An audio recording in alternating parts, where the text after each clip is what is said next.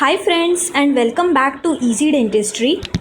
Friends, please subscribe to our channel and share the videos with your friends and share knowledge. Today we are going to study the second part of cementum, which is cementogenesis. Earlier we have in the first part of cementum we have studied about the general features. Students, if you have not watched the first part, I recommend you all to first watch the first parts because many terminologies which are used in today's lecture are explained in the first part. So without wasting any time, let's start with today's lecture. In today's lecture, we will be studying about the cemento-dentinal junction, the cemento-enamel junction, the functions of cementum and cementogenesis.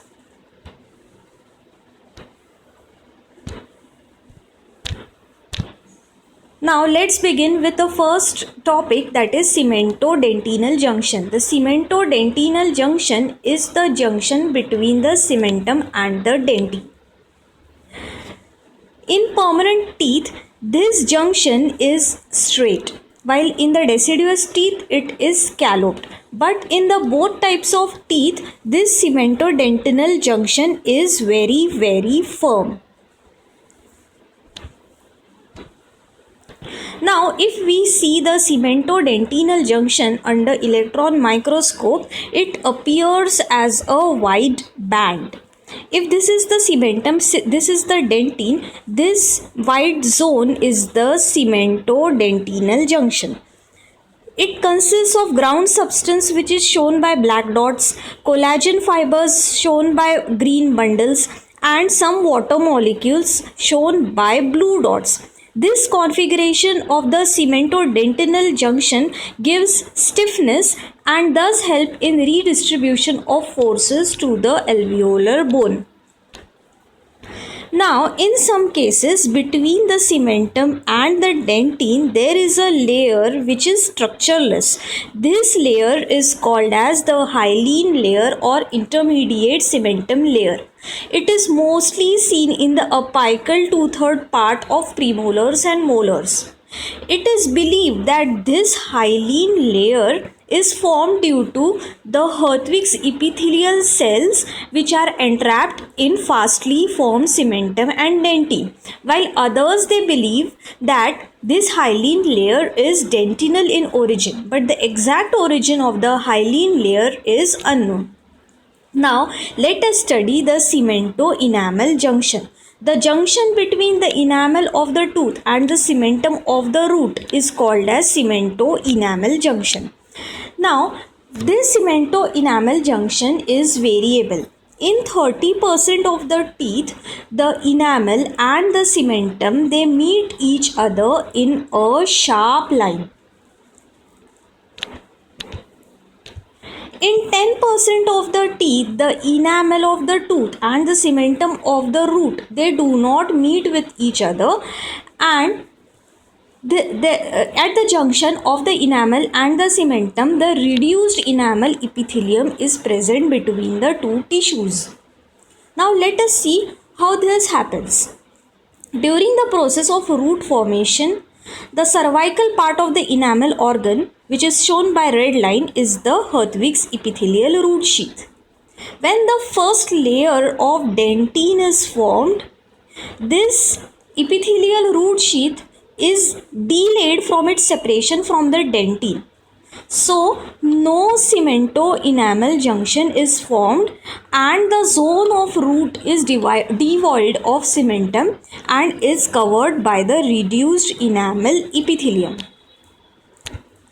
Now, in 60% of the teeth, the cementum of the root, it overlaps the enamel. Now, how does this happens? The cervical portion of the enamel organ, that is the Hertwig epithelial root sheath, it sometimes degenerates earlier. It degenerates earlier, as a result of which the connective tissue of the surrounding dental follicle comes in contact with this dentine, and a layer of cementum is formed upon the enamel, and thus the cementum, it overlaps the enamel. This cemento-enamel junction is a very important question asked in exams. So to remember this, let me tell you an example. Suppose cat and elephant are good friends.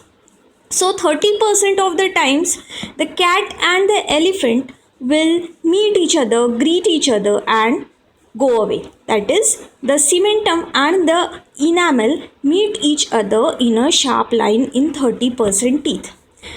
As the cat and the elephant are good friends, only 10% of the time they may fight with each other. And in this case, the cementum and the enamel do not meet each other. Only 10% cases. Most of the times, that is 60% of the times, the cat and the elephant would play with each other, and even the cat would climb upon the elephant, and in this case the cementum, it overlaps the enamel. Some of the time the students get confused that whether the cementum overlaps the enamel or the enamel overlaps the cementum.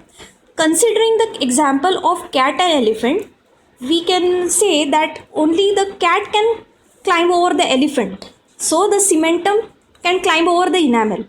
The elephant cannot climb over the cat. So the enamel will never ever overlap the cementum. Hope this is clear to you now, friends. Now what is the case in the deciduous teeth? In the deciduous teeth, the enamel of the crown and the cementum of the root, in most of the cases, they meet each other in a sharp line. And the second most common condition is that the cementum, it may overlap the enamel. Now let us see what are the functions of the cementum. The functions of the cementum are three. First is the anchorage, second is the adaptation, and third is the repair. Let us see one by one in detail. In the first diagram, we can see that the green layer, which is the layer of cementum, is present on the root, and it acts as a medium for the attachment of the red color PDL fibers to the tooth socket, and thus the cementum helps in anchoring the tooth to the alveolar bone socket. The second function of the cementum is adaptation. If there are heavy occlusal forces which causes wear of the occlusal surface of the tooth, in response to these occlusal forces, cementum is deposited on the apical area of the root, and this is an adaptive feature of enamel. The third function of enamel is repair. If there is a injury to the root in the form of pathological fracture or resorption, cellular cementum is deposited in this area of injury, and thus it demonstrates the repair function of the cementum. Now let us study the important topic, the cementogenesis. The process of cementum formation is called as cementogenesis. In the lecture of Hertwig's epithelial root sheath, we have studied how the Hertwig's epithelial root sheath is formed and its detailed structure. Students, please brush up your knowledge about Hertwig's epithelial root sheath by watching that video again. Now, in that lecture, we have studied that on the coronal end of the Hertwig's epithelial root sheath, which is shown by red band, the first layer of dentine is formed. As this first layer of dentine is formed, the Hertwig's epithelial root sheath, it migrates in apical direction, giving rise to more dentine. And this process continues till the apical end of the root is reached. Now what happens? When the Hertwig's epithelial root sheath, it migrates in an apical direction, there is break in the continuity of this root sheath. When the root sheath breaks down, the connective tissue cells of the surrounding dental follicle, they come into contact with the underlying dentine. Once this contact occurs, the cells of the connective tissue, they get differentiated into cementoblasts, and these cementoblast cells then deposit a layer of cementum on the dentine. Now, it is also believed that some of the cells of the Hertwig's epithelial root sheath, they migrate away into the connective tissue of the dental sac and form cementoblast, and these cementoblast also deposit the cementum. Now we have studied that the cementoblast may have two origins. First origin may be the connective tissue of the dental follicle, and the second origin is the Hertwig's epithelial root sheath.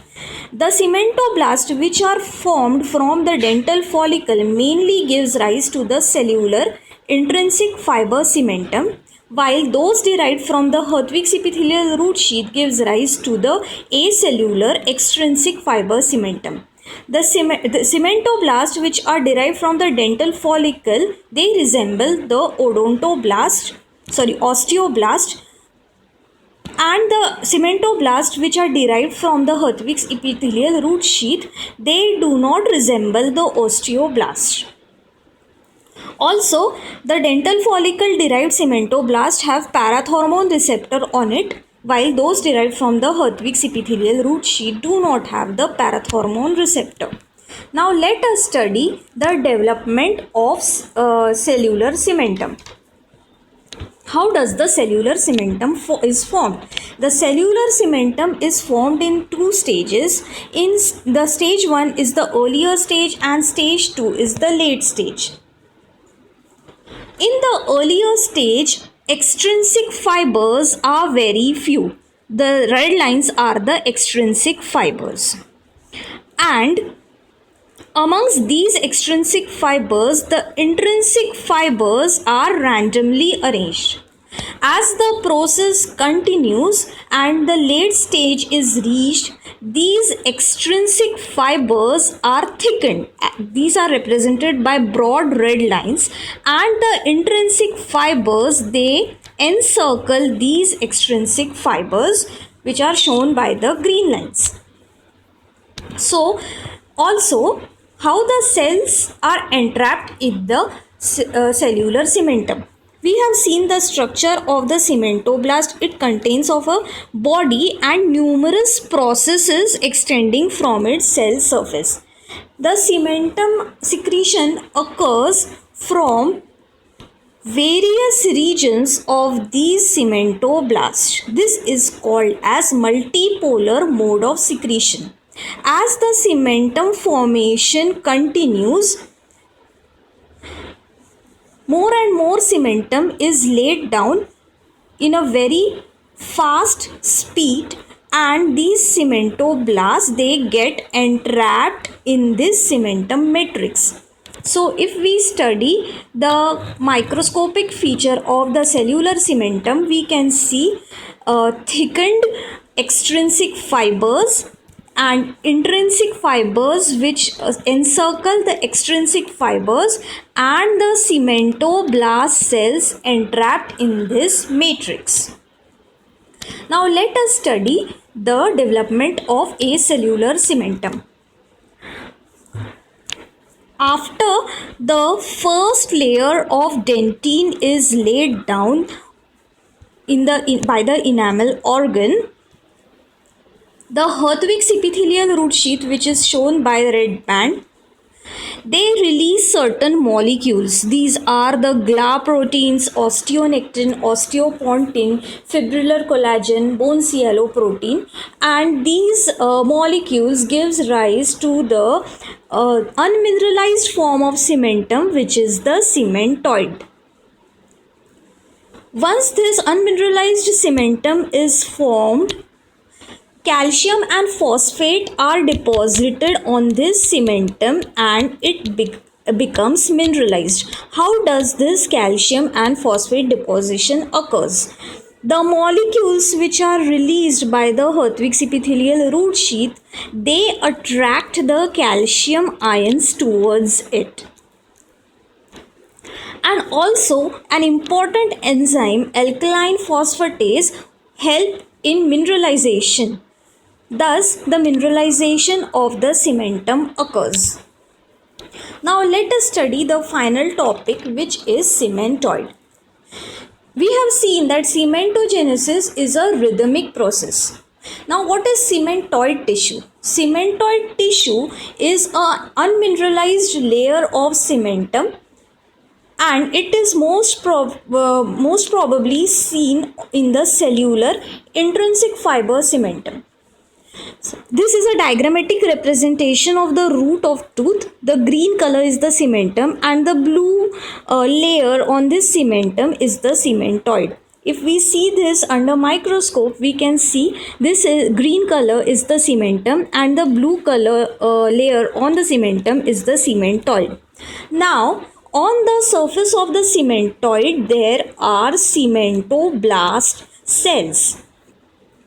The red lines are the periodontal ligament fibers. These periodontal ligament fibers, they pass in between the cementoblast and traverses the thickness of the cementoid, and the terminal parts of these periodontal ligament fibers are embedded in the cementum, and these embedded portions of the cementoid are called as Sharpie's fibers,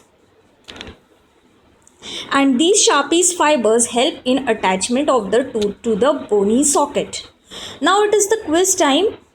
Students, please type your answers in the comment box. This exercise is very important to self-evaluate yourself. By answering the question, you will come to know whether these videos are really helping you. If some of your answers are wrong, you can anytime go back to the videos and watch them again. The first question is, the structureless layer found between the cementum and dentine is called what? The second question is, the most common type of cemento-enamel junction in permanent teeth is? The third question is, in CIFC, the cementoblasts are derived from what origin? And the final question today is, the uncalcified layer of cementum is called what?